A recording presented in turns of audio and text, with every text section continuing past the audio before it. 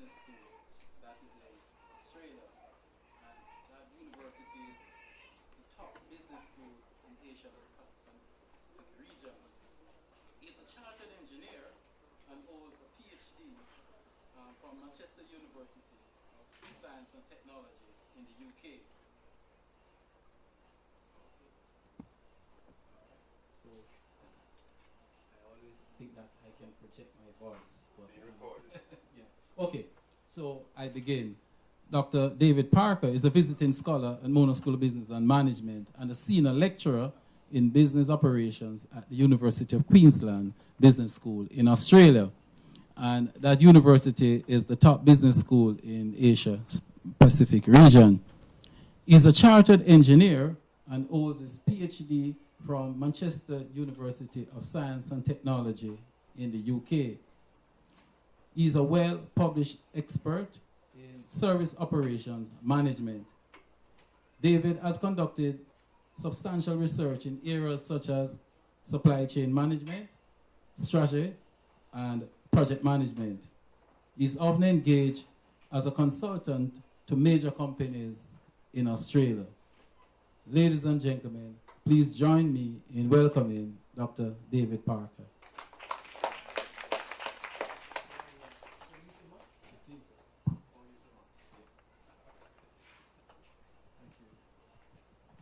Okay, welcome everybody, and thank you very much indeed for attending this evening's presentation. Is this mic okay? Can everyone hear me okay? Okay, thank you very much. I just want you to promise me something, and that is you won't tell anyone back in Australia that I'm wearing a tie. It's quite a rare sight to see me with a tie on. But, so that's the promise I'm holding. What I'd like to do before I kick off is just to acknowledge one or two people, and obviously the University of West of Indies. So officially, I'd like to say thank you very much to the University of West Indies and the Mona School of Business and Management. And as Delroy was saying, that I came over on the revolving scholar program, and this gives overseas academics a wonderful opportunity to come here for 3 months to carry out research, co-author papers with colleagues, as well as doing consultancy and running some, or being involved in the running of some executive education programs. So it's been a wonderful experience. I'm coming towards the end of my 3 months. I'd like to give special thanks to Professor Denzel Williams. He's the Executive Director and Professor of International Business of the Mona School.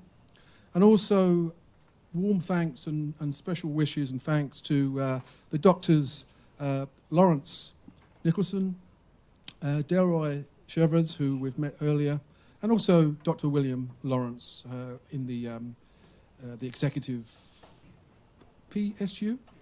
PSU. So I've been here 3 months. I'm starting to learn the language.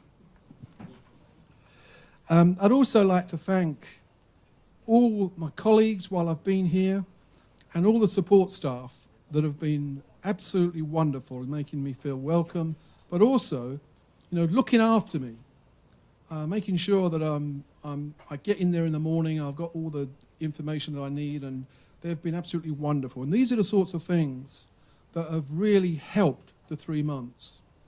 So just, if you like, an official acknowledgement and thanks to colleagues and friends here at the Mona School of Business and Management. Talking about acknowledgements reminds me, have you come across MOOCs? MOOCs. Have you come across MOOCs, anybody?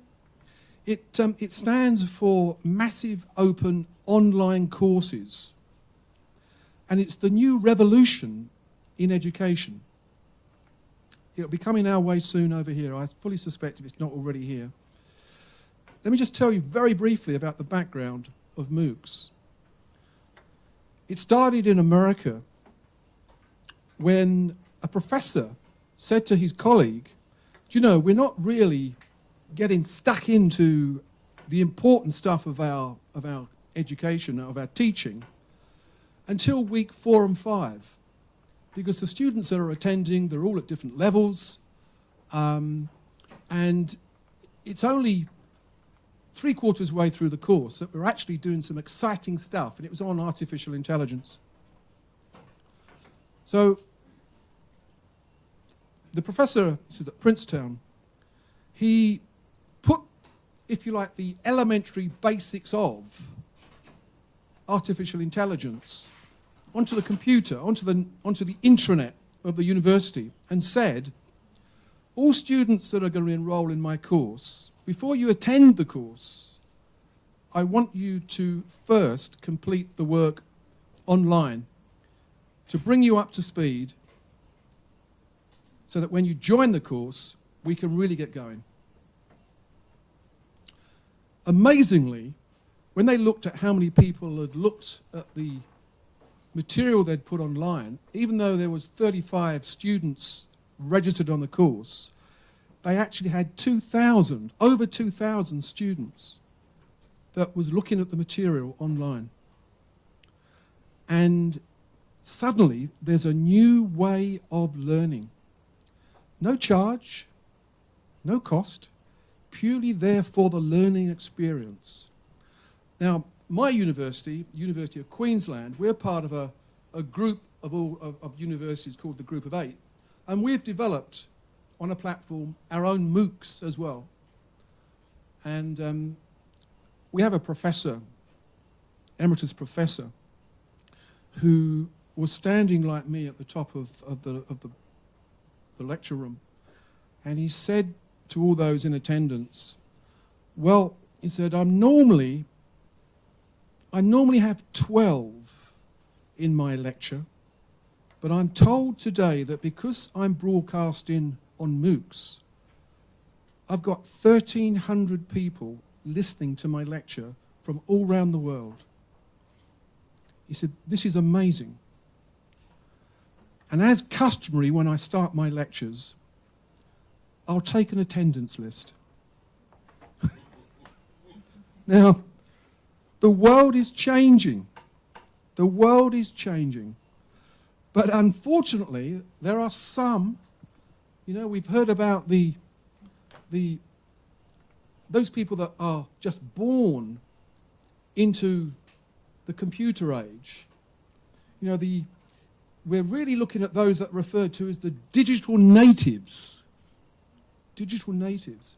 There are those of us like me that are referred to as the digital migrants. We've migrated, and we've almost been dragged into the technological world of the digital age, not always enjoying it.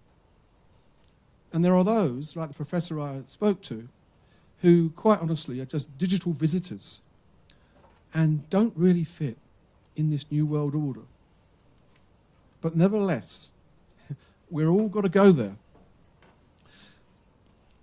Before, they say that the normal span of attention of most people is about 5 to 7 minutes. So I'm very conscious of that fact that, having to sit and listen to me for a little while could be a challenge. So I'll try and make it interesting, and I'll tell you now, I've got some prizes. Very expensive prizes. No, I haven't really. I just thought I'd grab your attention. Do I point this in any direction? Never work with technology, children, or animals. There we go. Got it. Yeah. So, just a little bit, very briefly, a little bit about me, in as much as, we are today from our history. So, if you want to know who I am, what I know, and where I've been, this is the story so far. The story so far is that I started my early academic career as a statistician, as an operational researcher. And I was the sort of person you just would not want to sit next to on a long plane journey. I saw the world as very measurable. I saw the world being able to build simulation programs, which is what I was doing for most of my early career. I did my master's by building simulation. But then I got to that age, that sensible age, when I suddenly realized that the world is not that clear-cut. And in fact, there's now actually an analytic science, which is, they refer to it as the grey world. It's that in-between analytical stage where there is no definite answer. There's elements of risk, there's elements of chaos, there's elements of probability, but it's still difficult to define. And much of the world is like that. And that's what we're leading, and we're changing our organizations into this almost unknown world. It's exciting if you enjoy that world, but many people don't. So that was my early career. My early career, I was very numerical, and I was involved in production, like many people were involved in trying to produce things very cheaply. But then the world changed, and no one was manufacturing in the developed world. It was all coming in from China. You know, I was doing a lot of work in clothing manufacturing and textiles. And it was all coming from Pakistan, India, China, North Africa. And the textiles organizations, the clothing companies across Europe were closing down. So I moved out of production and I moved into the service sector, and started to do research in services and supply chain, and also in project management, because they're all related. Project management, if anyone wants to do a topic that's going to give them opportunities for the future, then it's project management. Everything is projectized. So we need, all of us, to get an understanding of how to manage projects, which includes team working, all sorts of issues associated with project. So that's my family. 2 daughters in primary education, and my son is in marine biology. And he's under the water more times than he's above it, which doesn't make his mum very happy, because we have a few sharks and things in Australia. I've always been an academic for as long as I can remember. There's no money in academia, but it's a wonderful world because you're confronted continuously with change. Change in the way we teach, change in the research, and looking at change. But I'm poor. You know, there's no money in academia. My brother, Alf, is a multi-millionaire. And yet, I said to Alf, you've got the money, but, I mean, at school, I used to do your homework, and you flunked university. How is it possible that you've made money? I mean, you don't need, you know, to be very, very bright to earn money. And he said, Dave, and he put his arm around it. You know when someone puts their arm around, you always know, hello, you know, what's going on here, yeah. He put his arm around me and he said, Dave, do you remember what Dad told us? If we want to be successful in business, Dad said, buy for $1, add 10% and sell it. And I said, yes. He said, that's what I do. I buy for $1, I add 10%, and I sell it for $100.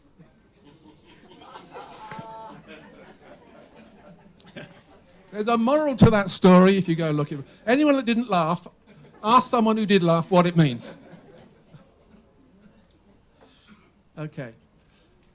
The other thing which I believe is very important, both in the world of work and as us as individuals, and tonight we'll be looking at a lot of my experience. I'll be talking to you through some of my experience in why good ideas don't get implemented, which is effectively the management of change. That's really what it's about. But there are certain people that excel in all that they do. And I very, soon after my teenage days, I was told what you need to find is a mentor. Someone who you can respect, someone who you can learn from, and someone that you aspire to be. It's very difficult, very, very difficult. Nevertheless, all those years ago, I actually identified someone. So for the first prize of this evening, who do you think my mentor is? Born 1452, died 1519. So you don't have to talk to these people. Well, I suppose you could. Is there anybody there? No. But you need to research them. You need to understand them. Who do you think this person might be? Anyone like to hazard a guess? I'll give you another clue, shall I? Oh.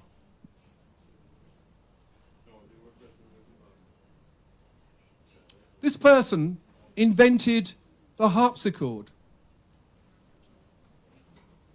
No? Anyone like to shout out?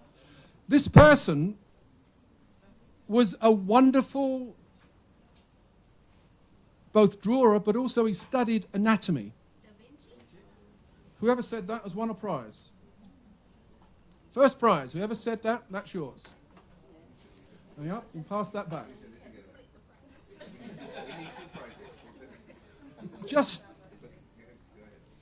Just look at this person. Just look at the brain of this person. They invented and designed the first aeroplane. They designed bridges, engines, helicopter. The largest bronze statue ever designed and filled with molten bronze, which had never been able to be done before. He designed it and did it. Not a bad little sketcher either, was he? Yeah. And of course, he's named to fame. Just think of what this person had. The personal qualities. Engineering. Artistic, creative. Entrepreneur. Anatomy. Aeronautics. A botanist. What do we do with this person today?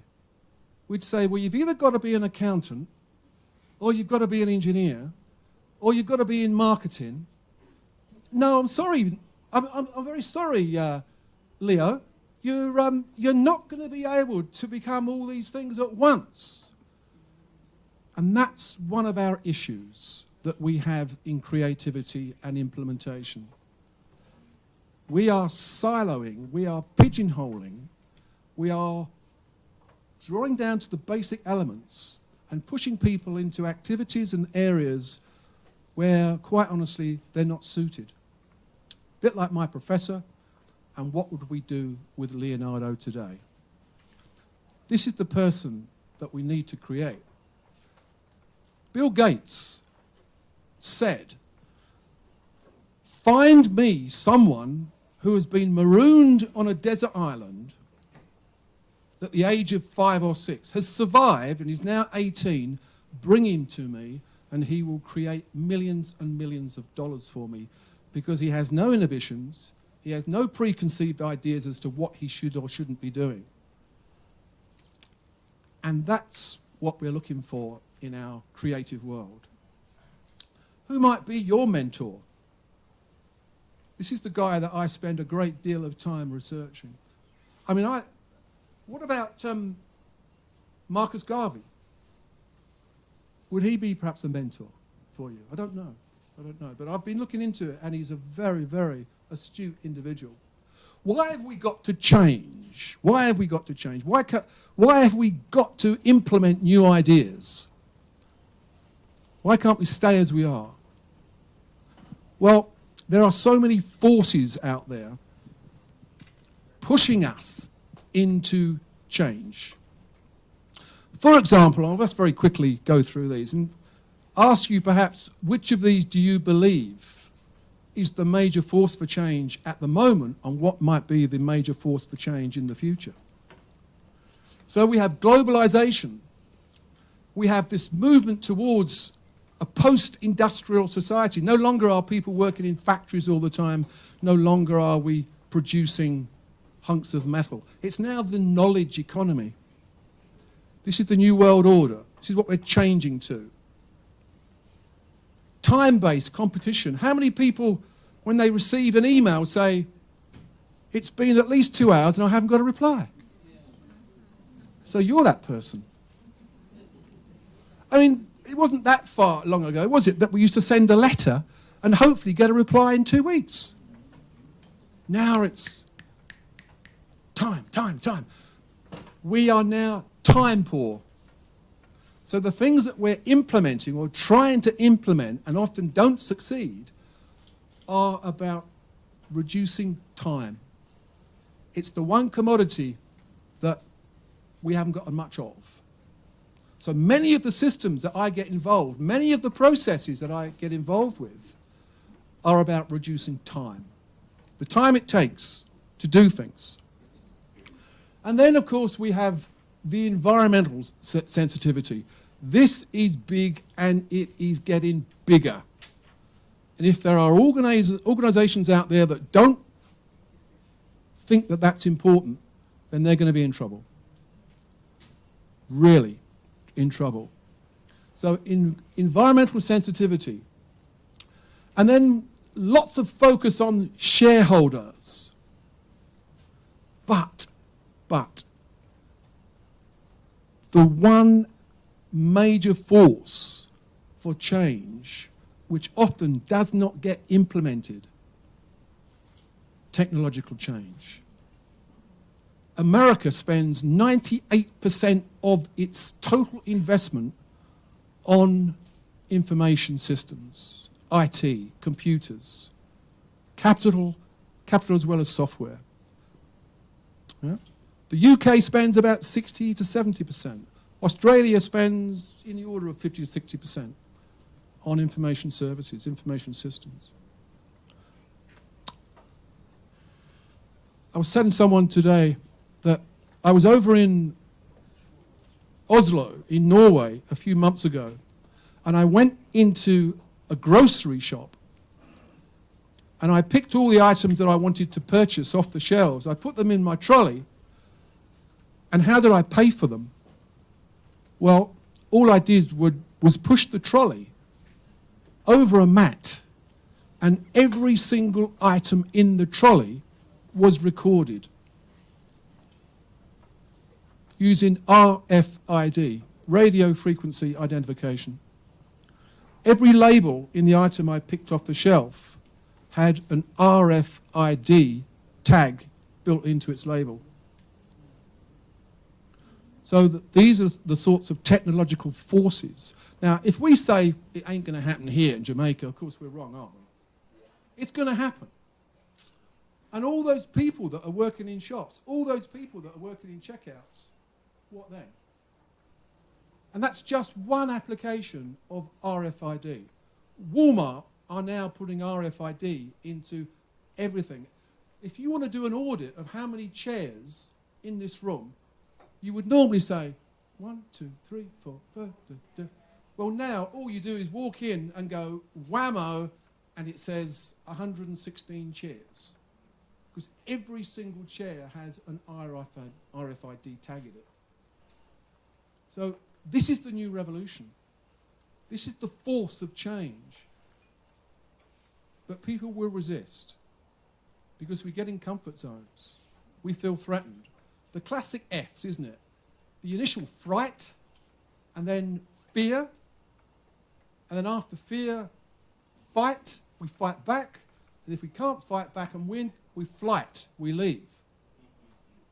And there is a fifth F, but I'm not going to tell you what that is. So this is the force for change.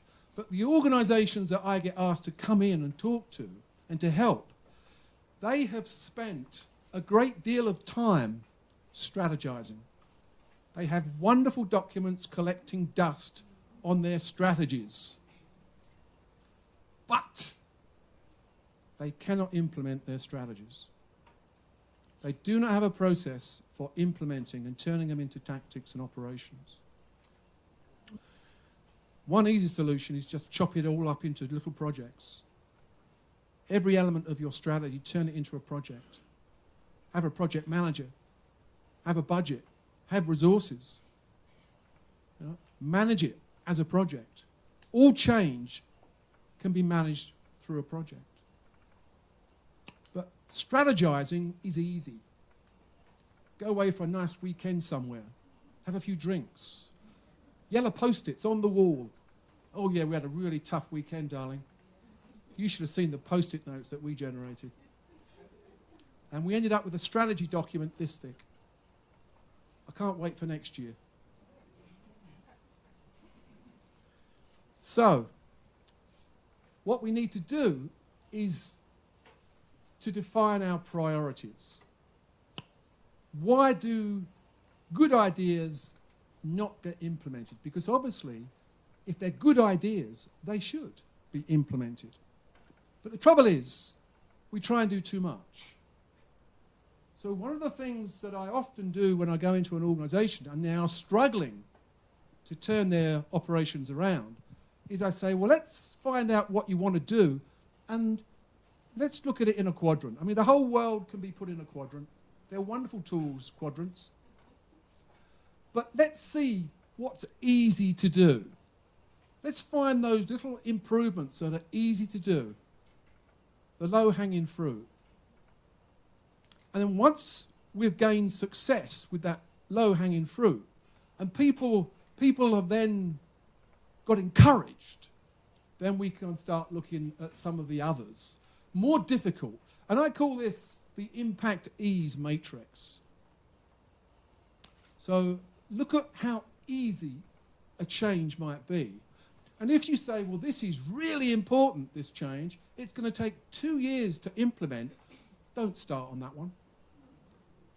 I mean, you've got to see some results quickly, encouraging people. So something as simple as that is often a reason to help improvement. And one of the most important words in the vocabulary of most operations or most managers is, what do you think? There's a book here, if you want it. As a prize. Cost? No. William, you mustn't answer. Anyone like to hazard another guess? What are most managers trying to do? What are you continually trying to do to improve things? Productivity. We hear it all the time, don't we? We've got to improve our productivity. Our productivity in producing this is not as good as someone else. Productivity. But you know, do we really understand what it means? It's all about outputs and inputs. You can either improve productivity by increasing the outputs for the same inputs, or reduce the inputs. And inputs is invariably the labour, space and materials. And what gets hit first? Labour. Labour is invariably the first that gets reduced to try and improve productivity. It doesn't work. It does not work. So, we need to think of a different strategy to improve things.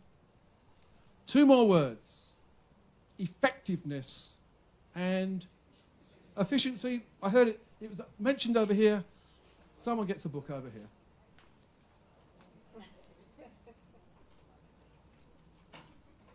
So, efficiency. 2 very different imperatives. You can become efficient by reducing inputs, but then you lose your effectiveness.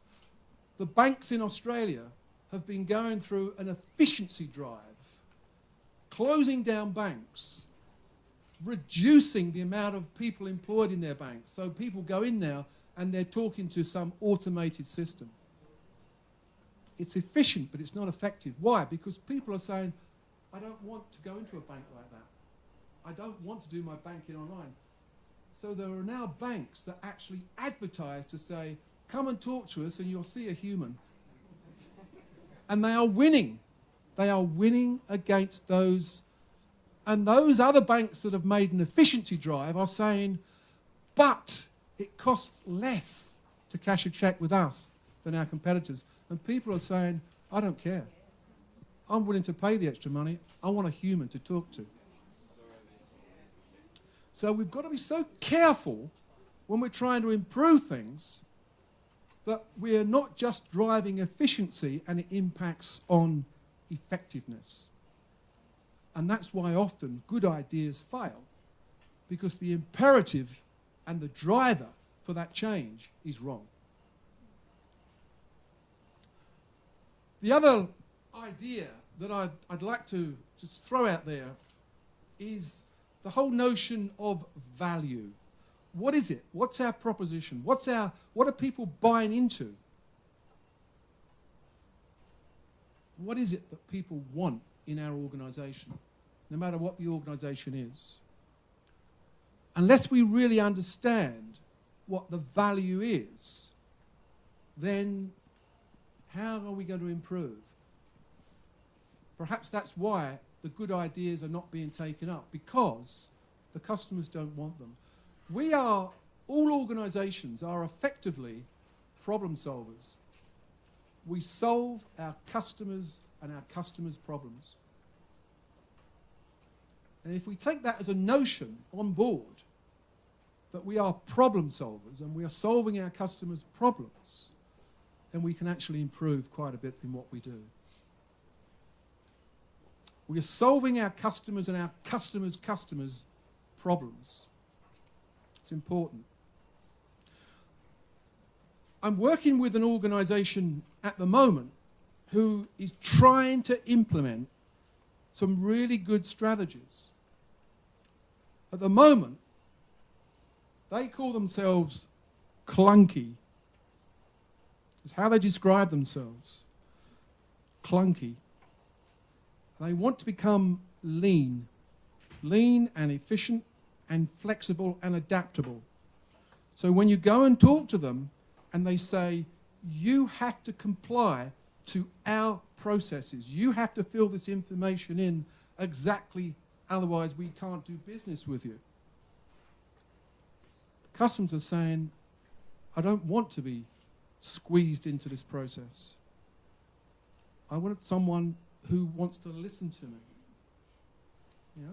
There's been lots of interesting case studies around some of the best hotels in the world. And there are those hotels where people have just got off an aeroplane after a 19, 20-hour flight, and they walk up to the check-in, and someone says, you've now got to stand here for the next 25 minutes while I get all your information. I don't care that you've just had 20 hours on an aeroplane. I don't care that you're tired, weary, and all you want to do is go up to your room and have a sleep. I have a process that you must get filled in from. Otherwise, you ain't getting past me up to your room. Yeah? We've all been there, haven't we? Yeah. How about this as a notion? That when we land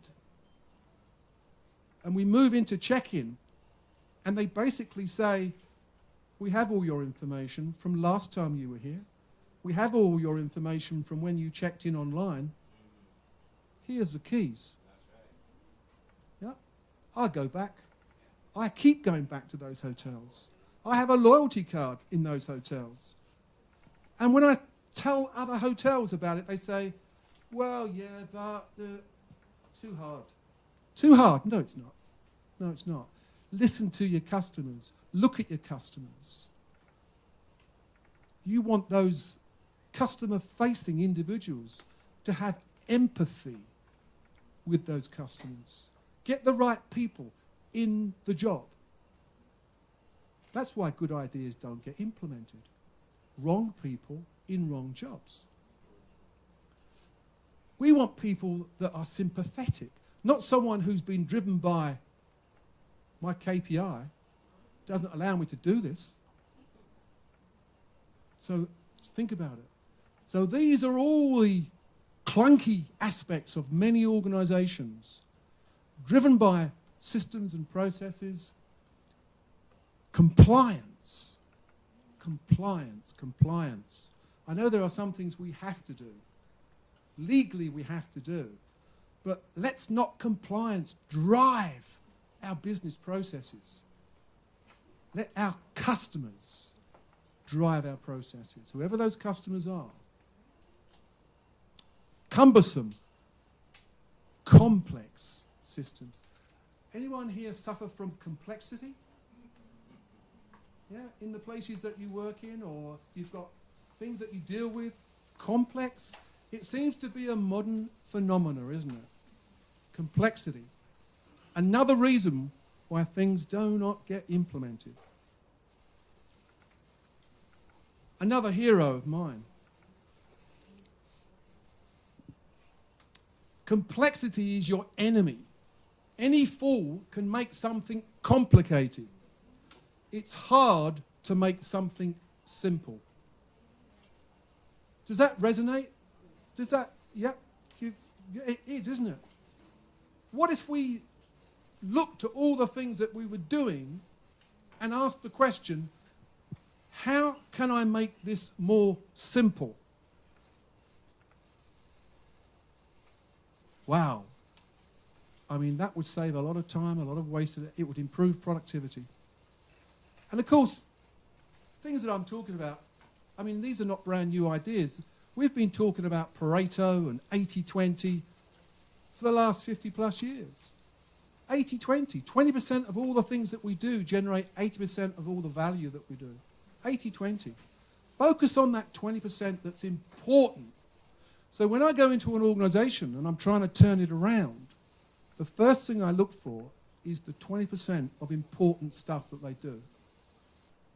The other 80% is invariably not generating money.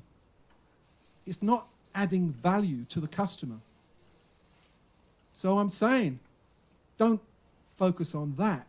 Focus on the 20% that's important. Just focus on getting that right, and then we can think about the other stuff later.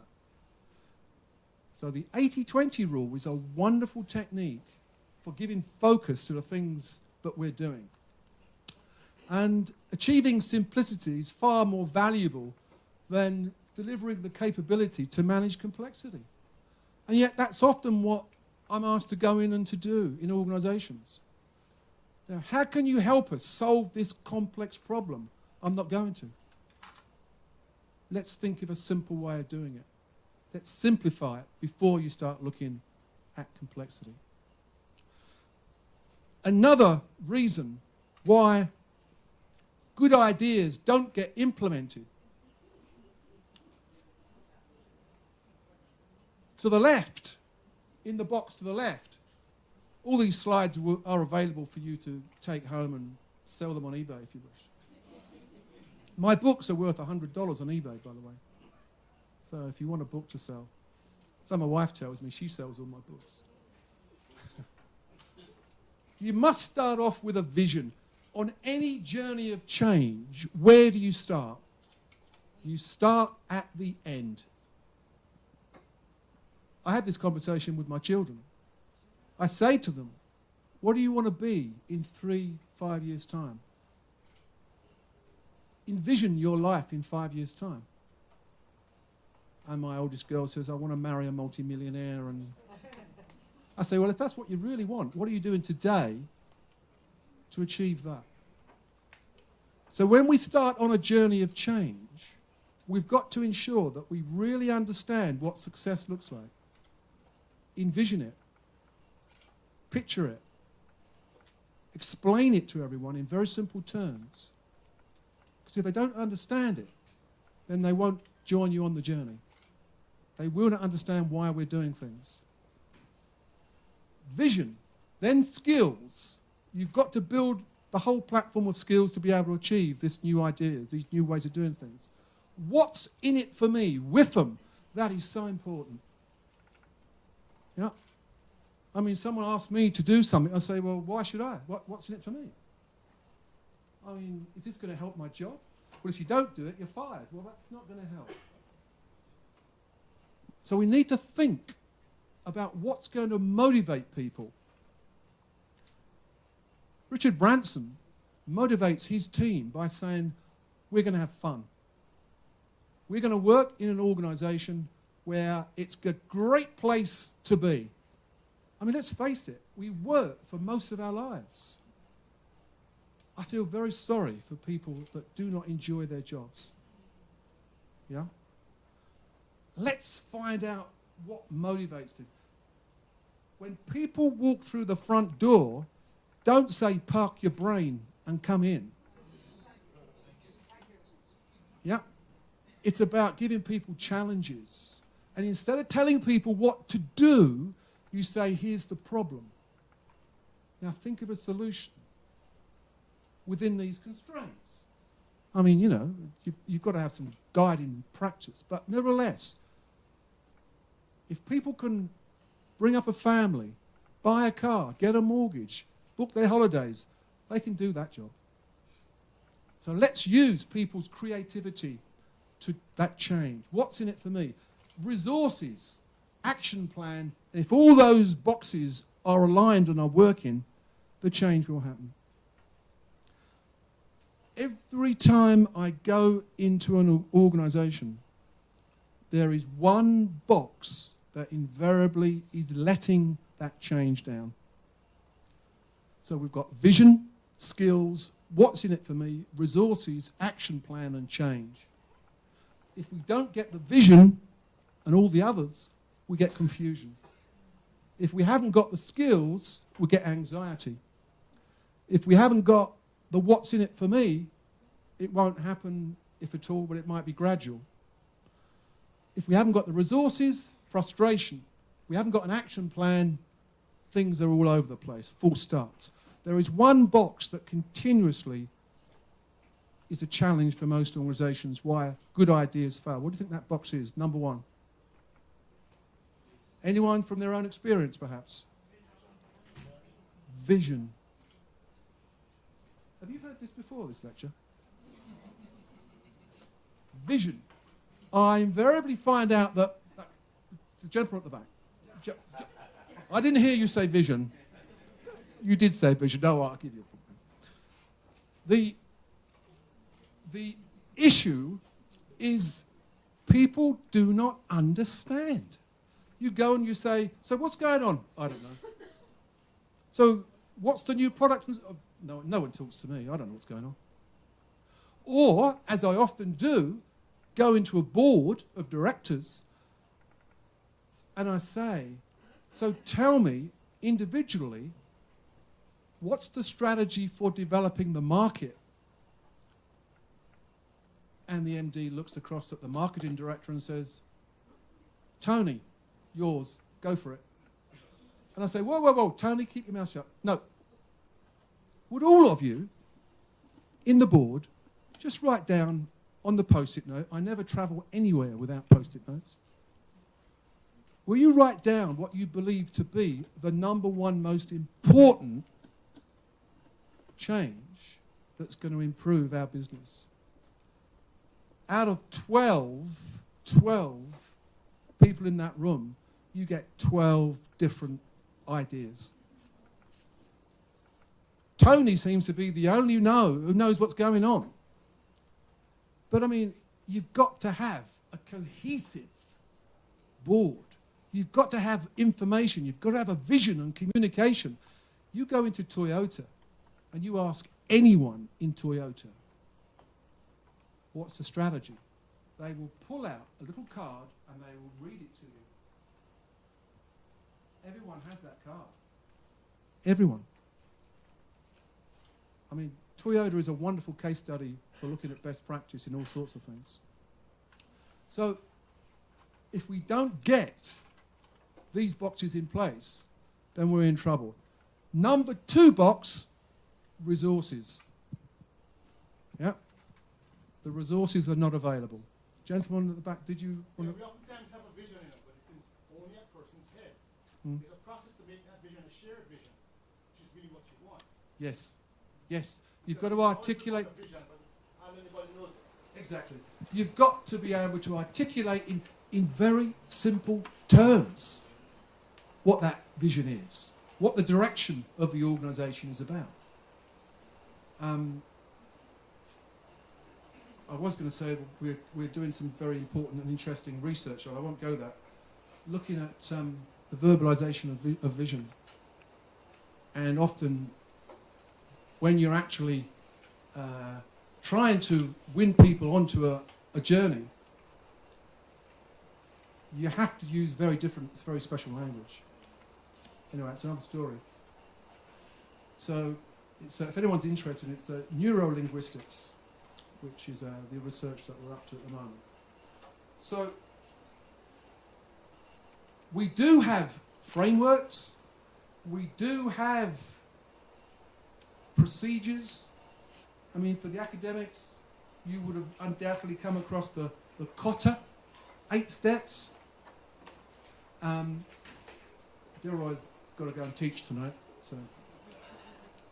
And he's heard this before. He hears this every day from me. So we do have steps, we do have plans, we do have frameworks, but they're not followed. Why? Why not? It's because when we are given a problem, the first thing we do is jump to a solution. Huh? We played a very interesting game the other day, didn't we? I actually tied. We had some executives in a room, and they all got tied up with rope. I love doing that. You know, pick their pockets. And we said, okay, this is the problem, now solve it. And of course, no one did. Or the one person did at the end, didn't they? They did solve it. They missed the whole process of steps in the process of problem solving. Kotter. I am particularly keen on Kotter. There are other process change methodologies. Rosabeth Moss-Cantor has a very good one as well. Kotter, that first one, establish a sense of urgency. Really important. Really important. And obviously, no one said, well, we're not complacent. I mean, you know, we're not lazy. But people are running around doing the wrong things. You know? I'm very fortunate that I have a very enlightened dean of school. And he took over, and on Monday, the first Monday of the month, we all rocked up to his office and said, we're ready for the first Monday of the month meeting. He said, why? But we always have our meetings on a Monday in the first of the month. He said, why, what are you going to talk about? No need. No need for a meeting. So we've now introduced a 10-minute meeting. And the 10-minute meeting is we get a message on our phone in the coffee shop at 10 o'clock. And we all rock up to the coffee shop and we stand. There's no seats. We stand. And we have a 10-minute meeting. And this is the problem. And we talk about the problem and we say, okay, we've talked enough. Solutions. What's the solutions? Don't know. Okay, come back and we'll think about it. 10 minutes, that's all you need. I used to go into meetings and the chair would say, okay, everyone, we've got 116 items on the agenda, and I'm in between you and your lunch, so let's get on with it. And that was it. That was the attitude. So urgency. How do you create a sense of urgency? Well, it could be that you frighten people. If we don't change, then we're in trouble. It might need that. Or it just could well be that you generate a system in your processes of competition. Teams against teams, and that's what Toyota does. Individuals who then become the champions. Form a powerful guiding coalition. So once you have something that works and a good idea and it's been visioned, it will die unless it becomes a process and a way of working. So you need a group of people that then becomes theirs. It's theirs and they have ownership of it. Very important. Create that vision, communicate that vision. So this company that I'm working with at the moment, I said to the managing director, so how are you communicating progress? Oh, he said, I send out an email every month So I just said to the guys, anyone read the MD's email? No. So we've got to think of alternative ways of communicating. We don't always want the newsletter. We don't always want the email. Perhaps we need to have a get-together on a Friday night, have a few drinks, and give the opportunity for the MD to actually say, this is the current situation, and celebrate and move on. Empower others, plan, consolidate improvement before moving on, and then it needs to become part of the culture, institutionalised in that organisation. Unless change becomes part of the way we do things around here, it's going to die. So we need to ensure that it becomes part of our culture. And that's often by reward. You know, the accepted practice that you may have to encourage people. And do you know what the best reward is? What's the best reward for you? What makes you feel good? Steady, steady, steady. What do you think? What is it? Success. Success, okay. Money? Recognition. How about if someone, preferably your boss, comes up and says, well done? Motivation. Well done, you did a bloody good job. Yeah? How often do we hear that? How often do we get well done? What we do get, don't we, and I'm including myself in this, my God, you ballsed that up. We hear those, don't we? But how often do we hear the well done? So that's all we need. All we need often.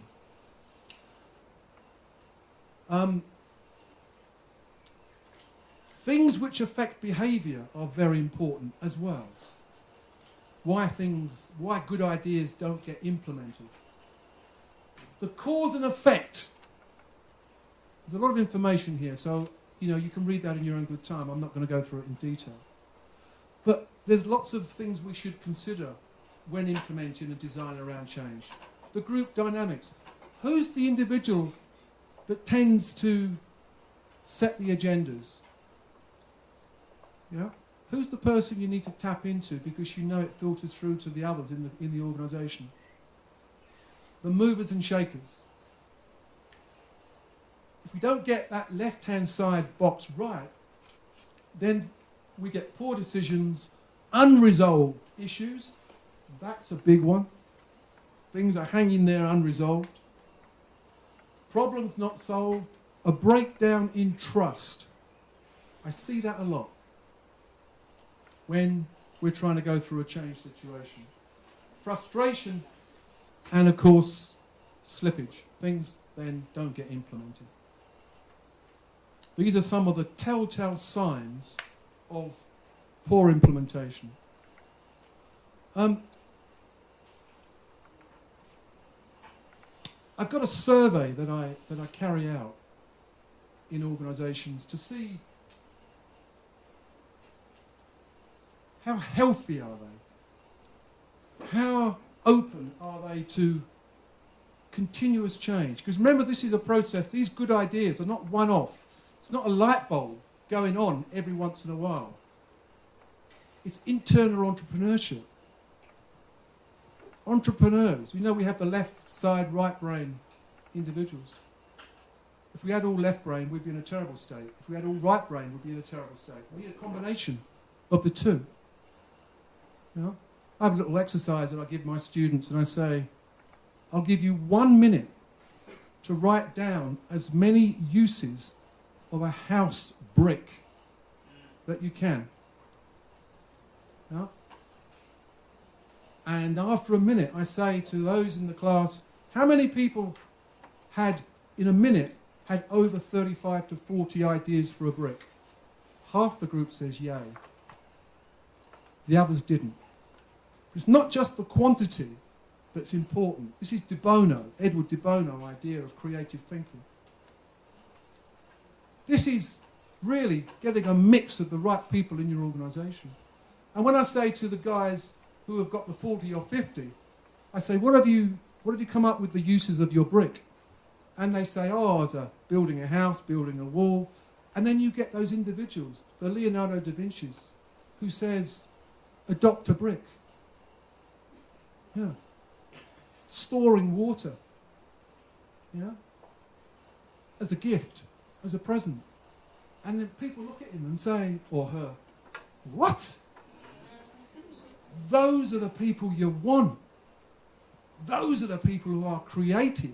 Those are the entrepreneurs who can see a brick and see a new market. Yeah? New ideas. Who challenge the norm.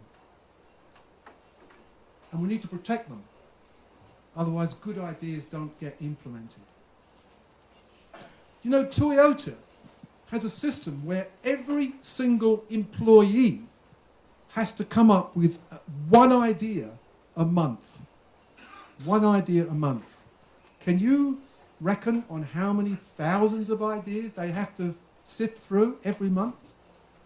And when I said this to a company a few months ago, they said, oh my God, we've got over 200 people working in our company. I couldn't cope with 200 good ideas every month. What a wonderful problem to have. And I said, well, okay, you know, oh, and anyway, he said, you can't have everybody in the place coming up with good ideas. I said, yes, you can. Yes, you can. Because Disney World regards the guy pushing the broom as one of the most important people in Disney.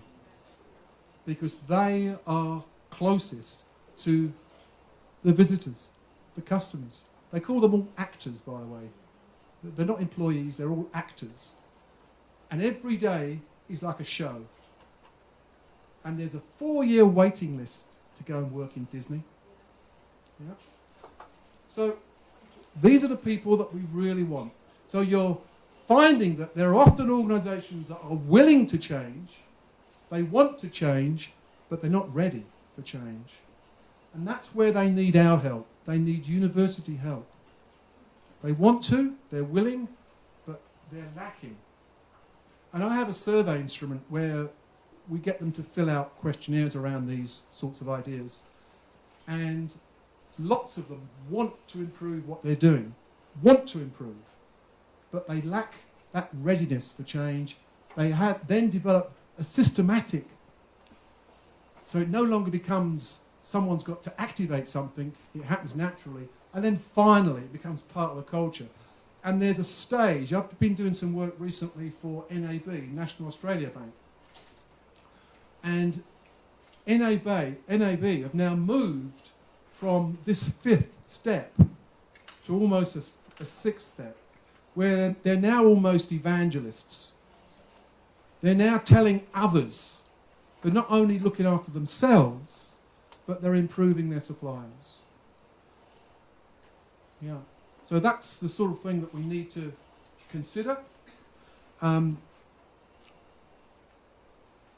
coming towards the close.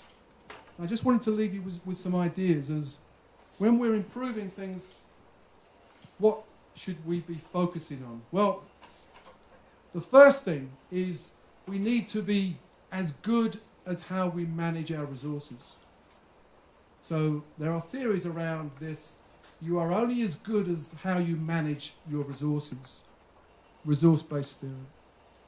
It's there for us to use. Let's use it. So if you want to improve an organisation, look at how they are utilising their resources, how they're managing their resources. The second is dependencies. All organisations depend on other people, on suppliers, on agents. We are not alone. We're an island.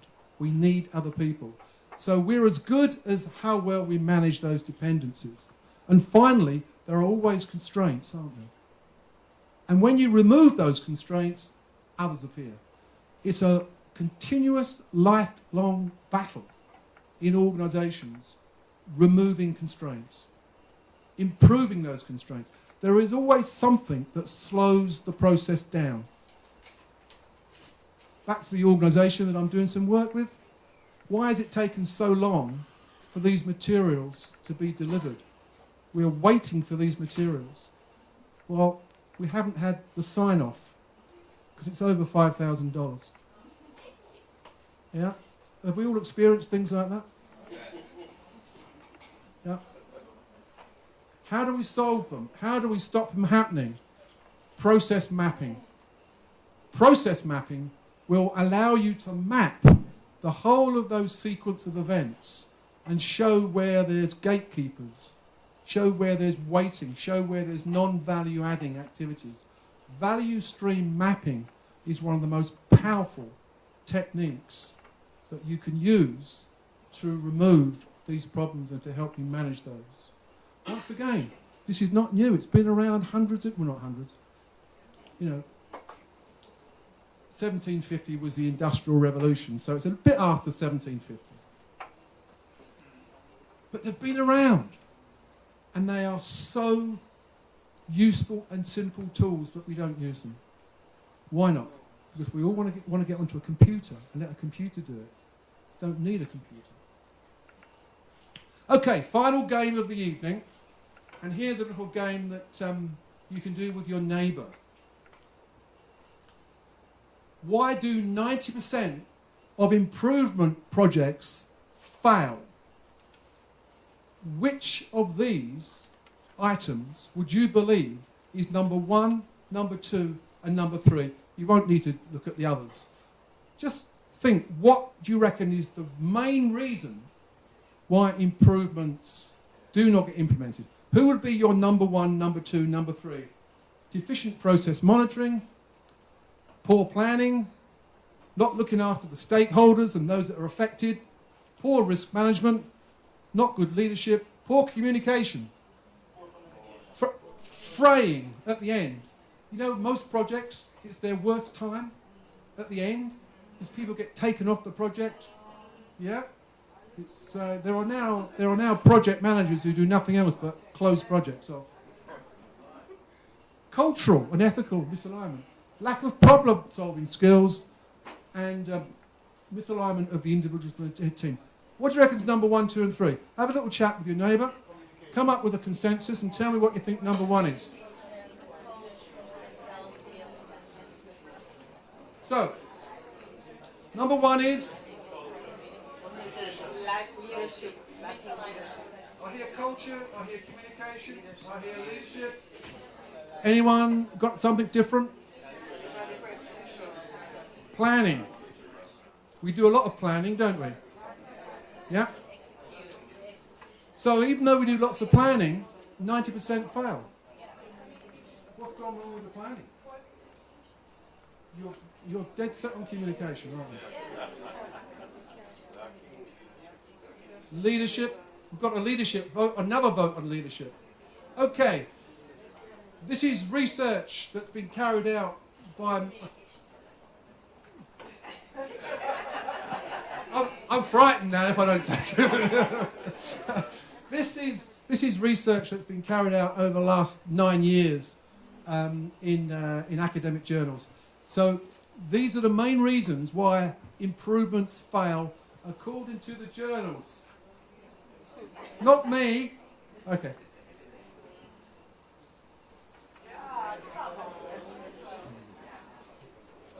We have a winner. Leadership. And then number 2. Oh, hang on, I've run out of books. Okay. So once it gets past number 1, 2, and 3, it all gets a bit messy, and there's not a lot between them.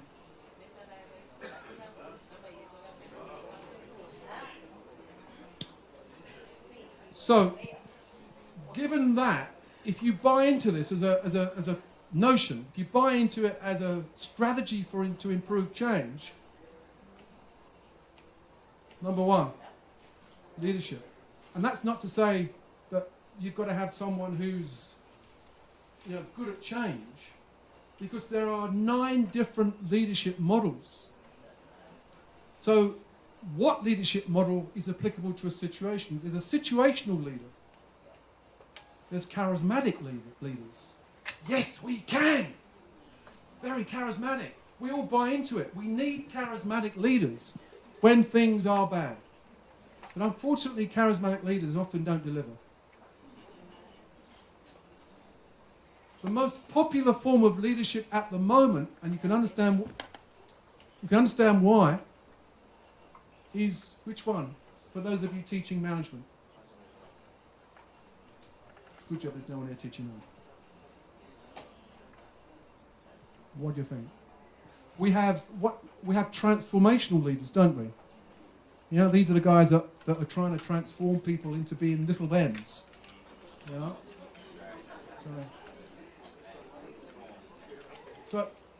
So would you say that transformational leaders are pretty good at change? Not really. Yeah. Well, yeah. Well, what we're finding more and more of late is that the leaders that hold most respect are those that are honest. Those that may not be great orators, they're not charismatic, but you can trust them.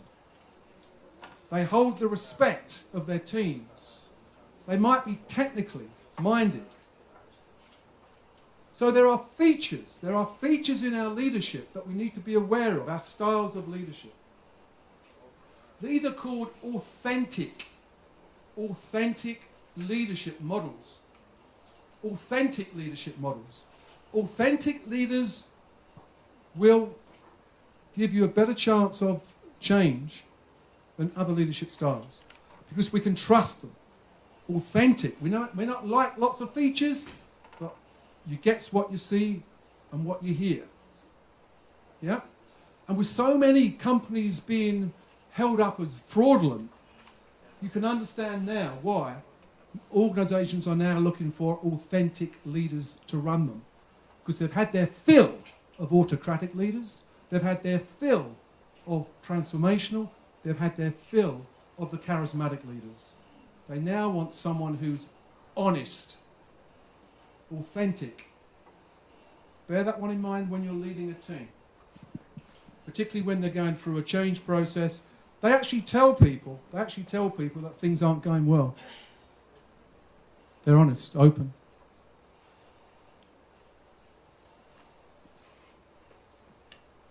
We've all been given KPIs, and organisations invariably drive the change process, drive the improvement process through key performance indicators. And the key performance indicators invariably fall out of strategy.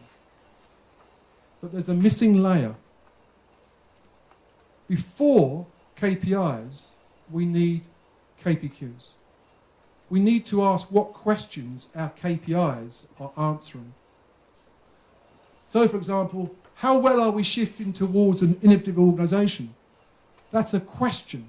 Now we need to ask, what KPIs do we need to collect data on to answer that question? Does that make sense?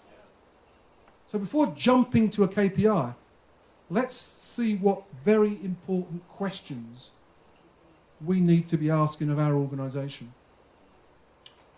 Don't need many. But before you start collecting data and KPIs, think of your KPQs. And I'll leave you with a final thought that whatever you design, don't assume it's going to happen.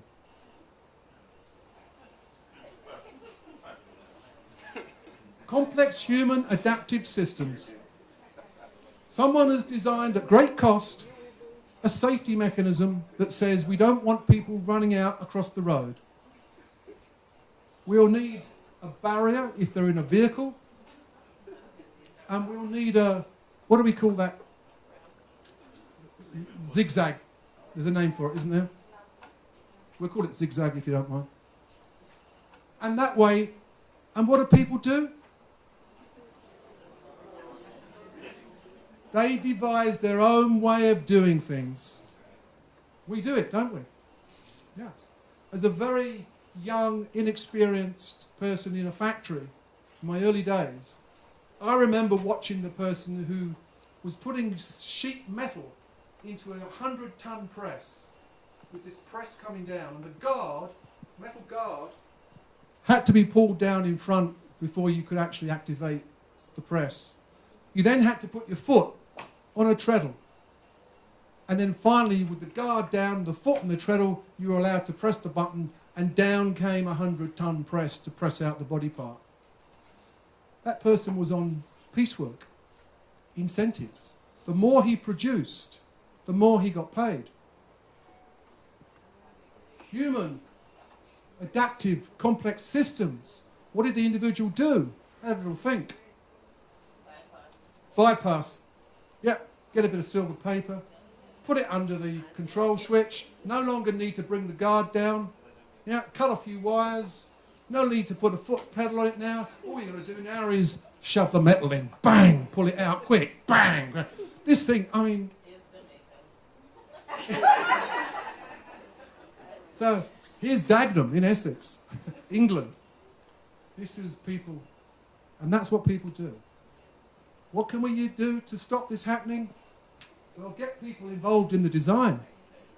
Ask them how they would like to proceed in the change. And they will buy into that process. But if we don't inform people, we just give them the change, they'll come up with an improvement all of their own. And it may not be what we want.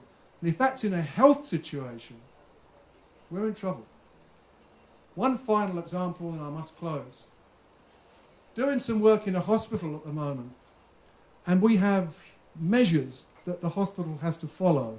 It's based on international throughputs of patients. So if you come in and you've got a pain in your knee, they'll look it up on the computer and they'll say, oh, for this particular ailment, they'll be in and out of the hospital within 2.4 hours, or whatever the figure will be. So if you go in with a problem and they say you'll be in and out of the hospital within 3 days, days 2.5, the manager, the administration manager, will come around and say, that patient there, when's he out? Well, he's supposed to be out tomorrow according to the figures, our targets, but he's not. Complex human adaptive system kicks in. Right. Get him out, put him through outpatients, and then bring him back into the system afterwards. He's coming as a new patient. Happens all the time. Humans will find ways around constraints. And that's why good ideas often fail, because we haven't incorporated people into the design process. Thank you very much.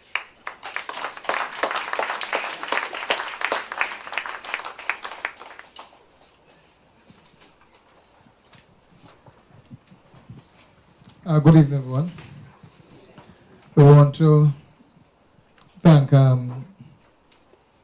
Parker for the engaging talk, and we want for you to ask the few questions that you'll be allowed to ask. That is on your mind. But we want to say thank you, David, for the talk. We know that you have much more to say.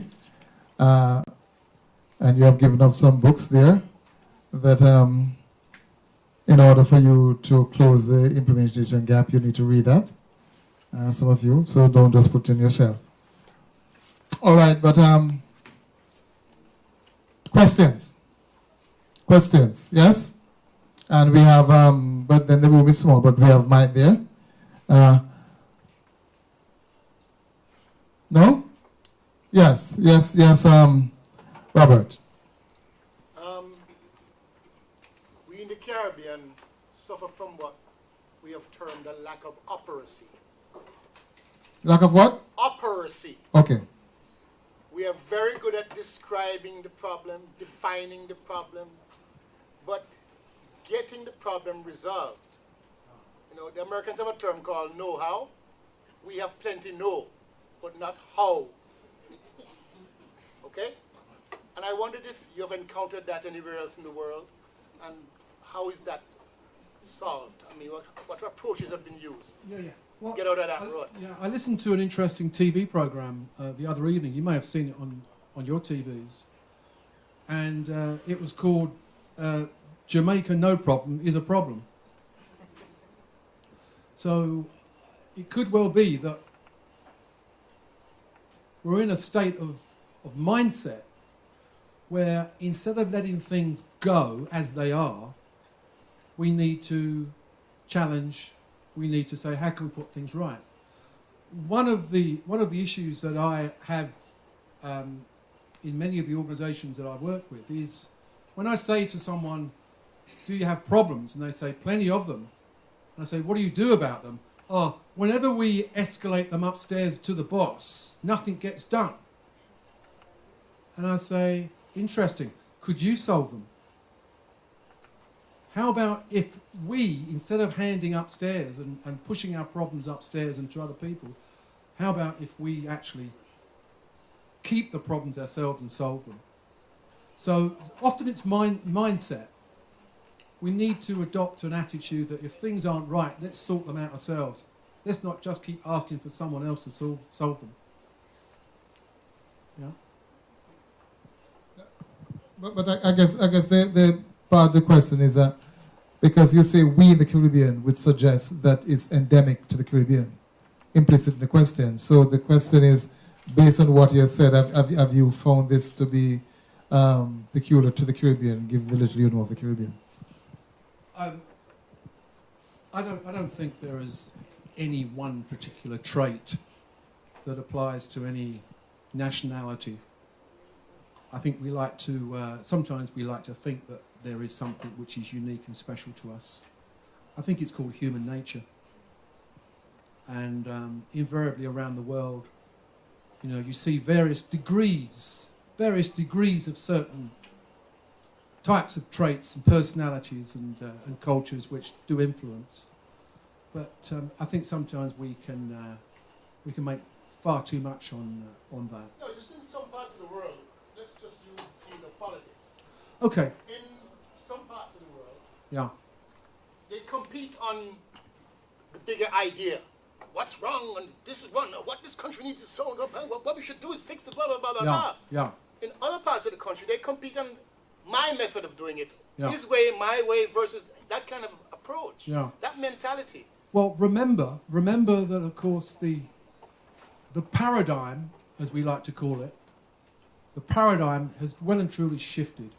Those organisations and those nationalities in those countries that rely on using the cheap dollar for manufacturing product, their days are numbered.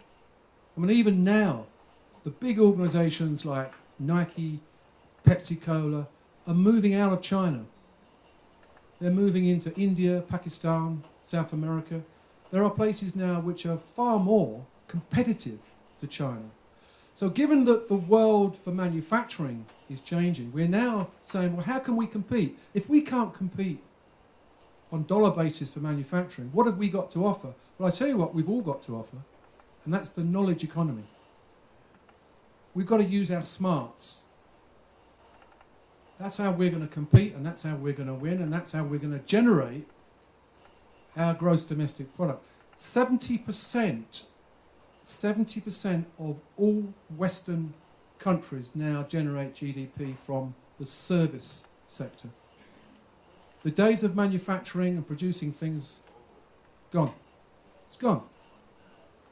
So we in Jamaica have got to start saying, what have we got?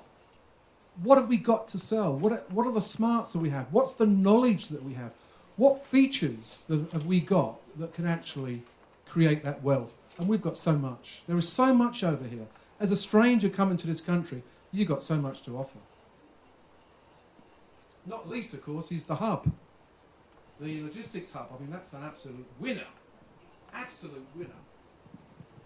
Just right, before the question, it's interesting because before I went away to study, there are people who used to go to states and come back and said that we are the only ones who go through traffic when it is showing red. And so we have this thing that we are the only ones who do things wrong, which is rubbish, utter rubbish. Yes? You did mention that there are some processes you cannot change because of maybe some guidelines or government regulations. All right, fine. And especially for those of us who work with the government, that is difficult. How would you suggest we go about that? Do we just change government? Oh.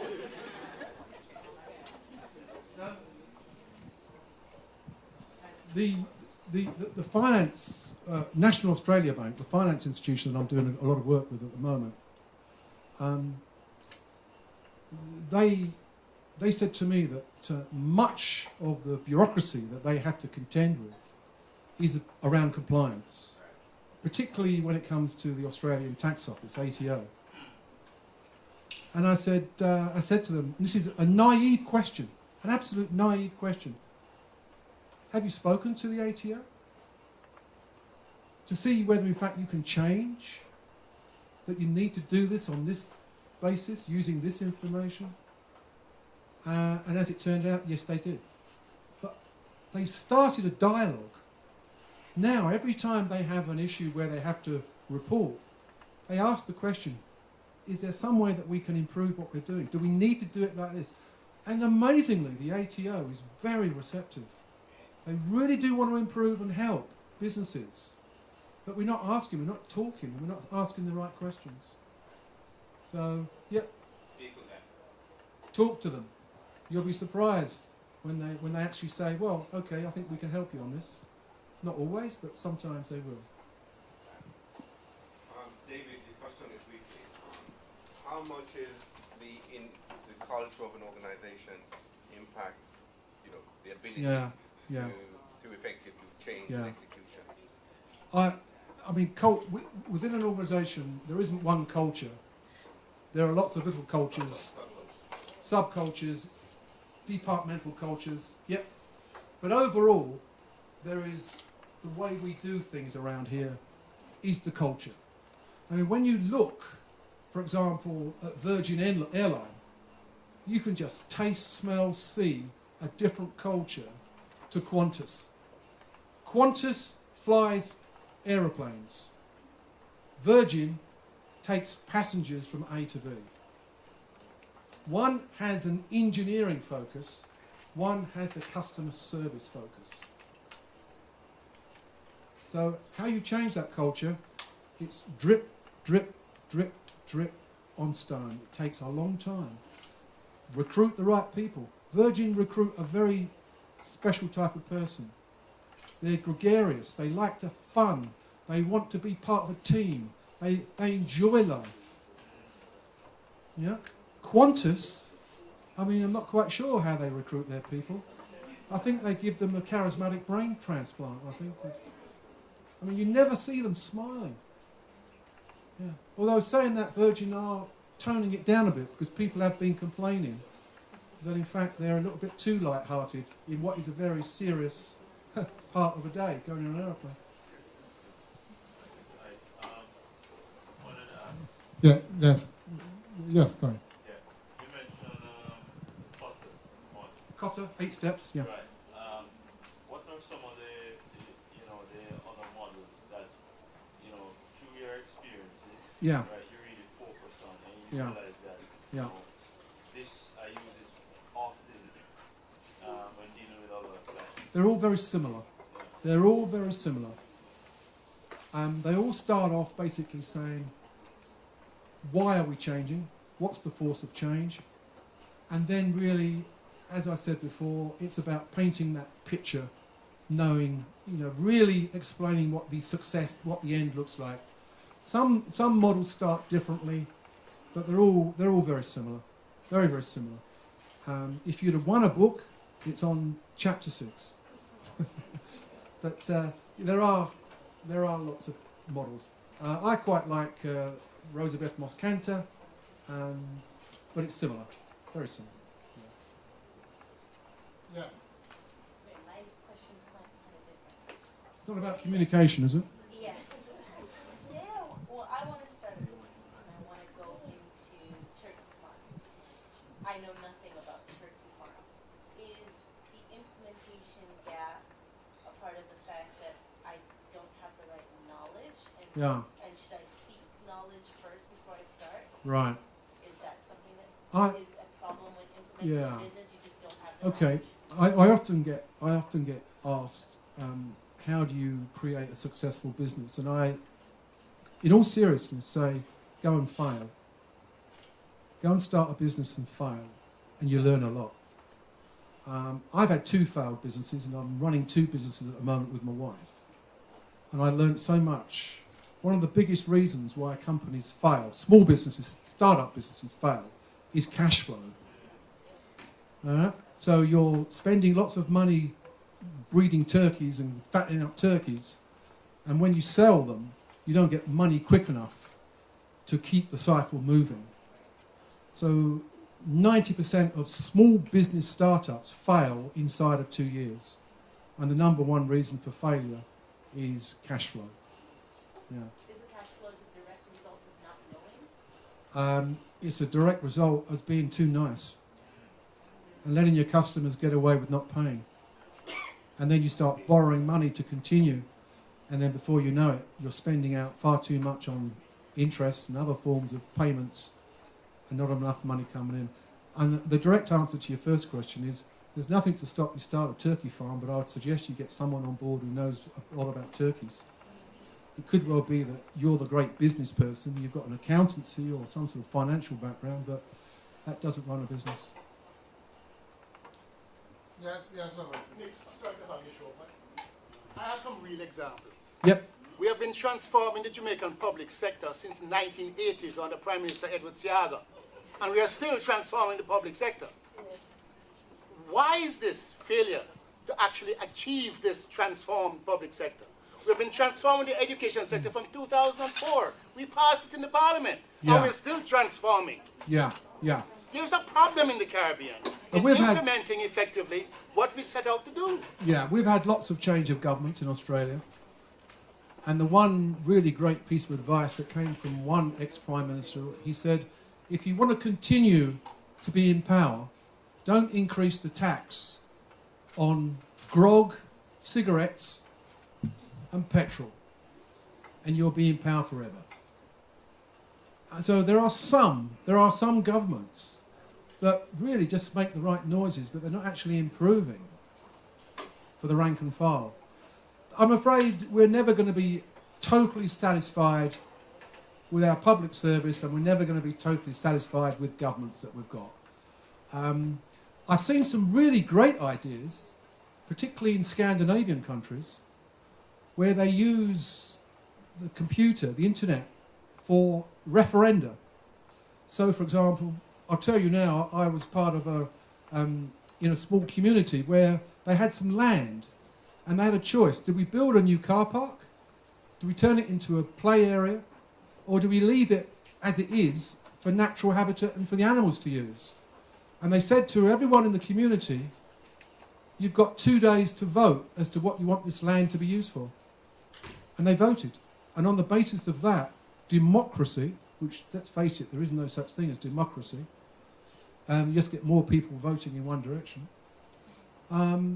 then they decided then that that's what they would use that land for. Now, is that an improvement? Is that what we're looking for? Is it that connectivity? Is it integration? Is it, what are we actually looking for? When we say change out of governments, we need to be more specific, I think, exactly what we want our governments to do. Are they listening to us, or are we listening to them? And we can use technology. Yeah, my local council in Cleveland, they sent out 43,000. I know this number. They sent out 43,000 fridge magnets with their phone number on it. And they said to the letter that was attached to the fridge magnet, if you have any problem, phone this number. And people did. Everything you could possibly think about in the region. The switchboard was red hot. I mean, you know, it's about communication again, isn't it? You know, people think that they're being listened to. Not only are they being listened to, but it's actually being acted upon, and we feel much better. It's when our voice is not heard. And the new world order, you know, is improving on that. Technology and the knowledge age is helping. Social media is more powerful than newspapers now. My daughter goes into a cinema, into a movie. She watches the movie for about 20 minutes, and then she gets on her phone and she texts all her friends, "This movie is rubbish." Her friends read it. Kate's just been to the movie. She's saying it's rubbish. It goes around, and then it becomes rubbish. It's become viral in hours. The global financial crisis would never have happened 50, 60 years ago, because it would have taken days for the information in America to get to Europe. It happened because it was automated. It now works in seconds, milliseconds. So we've got a great power and a great resource if we use it in the right way.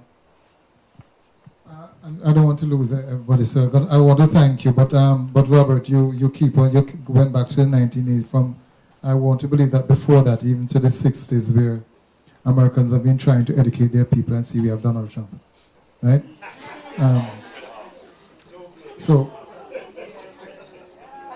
But I want to.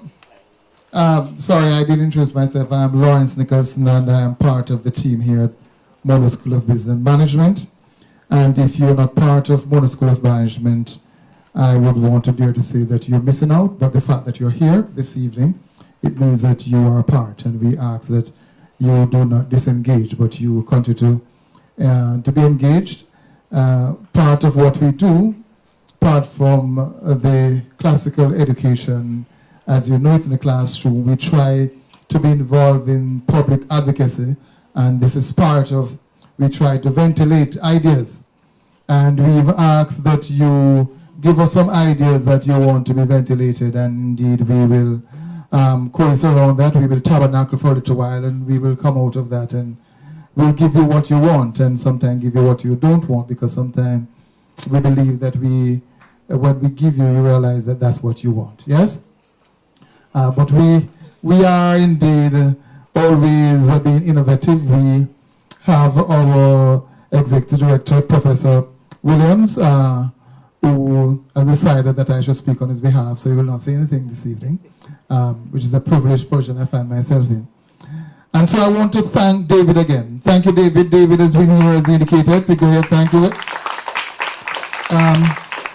It's part of our Revolving Scholar program, and he leaves on the day after Good Friday, yes, and he goes back straight to Australia, but he will be in touch with those who have engaged him in research, and I'm sure that one of these days he'll come back and enjoy the good weather with his family. But we will not pay for you then, okay? Okay. All right. I want, though, for you to recognize that this would not have happened without the involvement of many. Two sponsors that we have, Spurtree, and you would see Ensalada. Spurtree is indeed our, should we say, our prime sponsor, of being the ones which have been sponsoring our public advocacy. and want to really ask you just put your hands together and just thank us, Spurtree. It's one of wonderful Jamaican company that has really been going from strength to strength. And of course, Salada. And indeed, thank you. And when you would have been leaving here, there's some refreshment being provided. But before we go, though, I'm going to ask Ms. Hendlin, our marketing genius, at least in these parts, who would come and make a presentation to David. And it's guaranteed that something that you do, you can pass custom with, right? It's not wrong. It's not wrong. David, on behalf of Mona School of Business and Management, we want to thank you for tonight's presentation. Well delivered and very engaging, and I think everybody here will have found something useful. I'd also like to thank you for your time here with us, not just tonight, but for the weeks that you've been here, for the ways in which you've extended yourself to our faculty, and the collaborations that have been made, which we know will yield good results in terms of research. So thank you very much, and you can take that through customs. I can take that through customs. Thank you. You're very welcome. Right. And that's for me to say thank you, and on your way out, have some refreshment and have a good night. And next time we have, come up with your numbers and take someone else, all right?